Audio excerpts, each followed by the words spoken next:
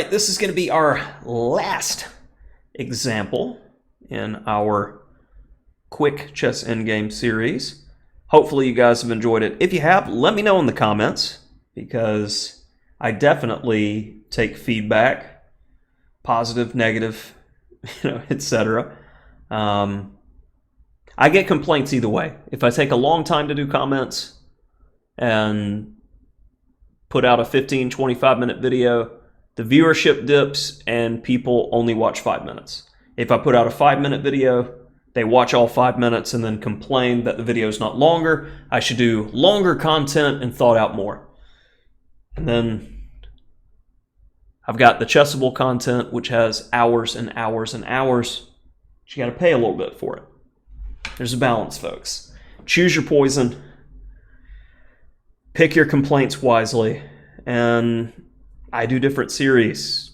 Definitely putting out a video every day. Try to keep you happy. Now on to the main event. White's pawn, trying to queen, trying to win this game. Can we do it? Well, there's a rule with these positions. 5. Is it 4 or 5? Am I lying to myself? King needs to be cut off. Yeah. 4 in order to win. 5 is good too. Rule of 4 in this position. If we shifted it 1 over, the black king is going to be able to get to a good square, and it's going to be a draw. So let's see how we do this.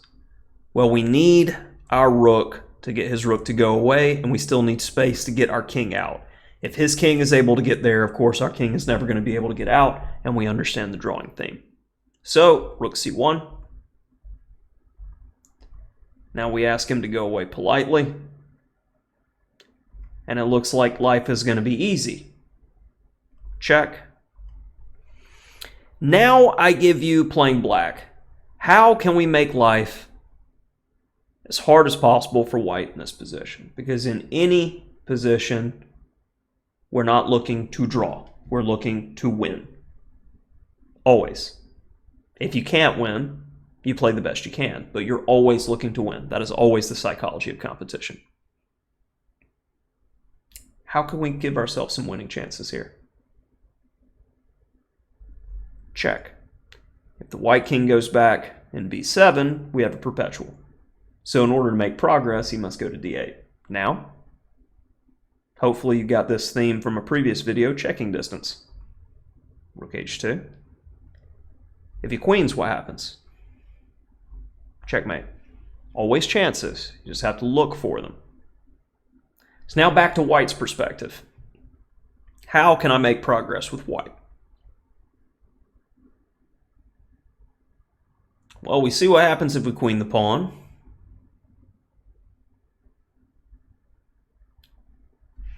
What happens if I move the king? I just need to run, right? Draw. Do you have better? Yeah. Check.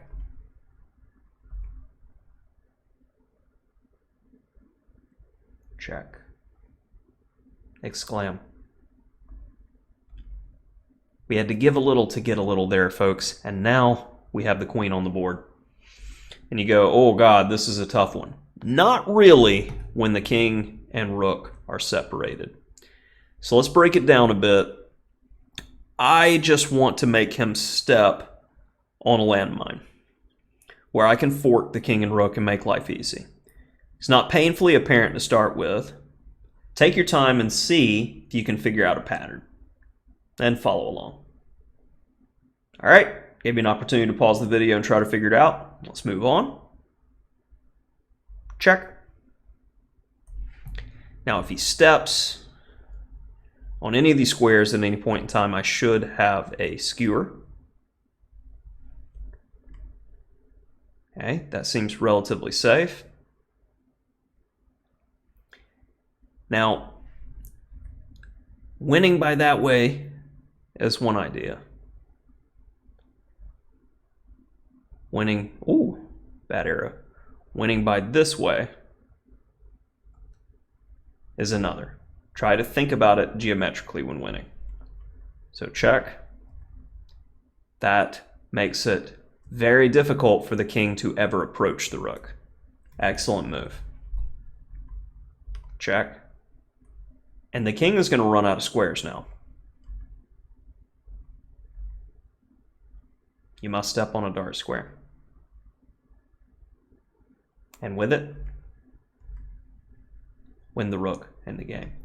Typically, it's a key moment that separates winning these types of endings.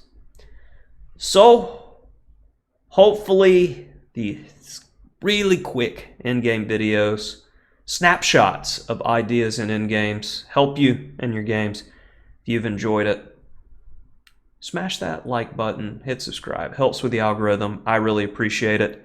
And pay homage to the one who brought us a lot of these great ideas that I have molded in a different way for content, for your pleasures.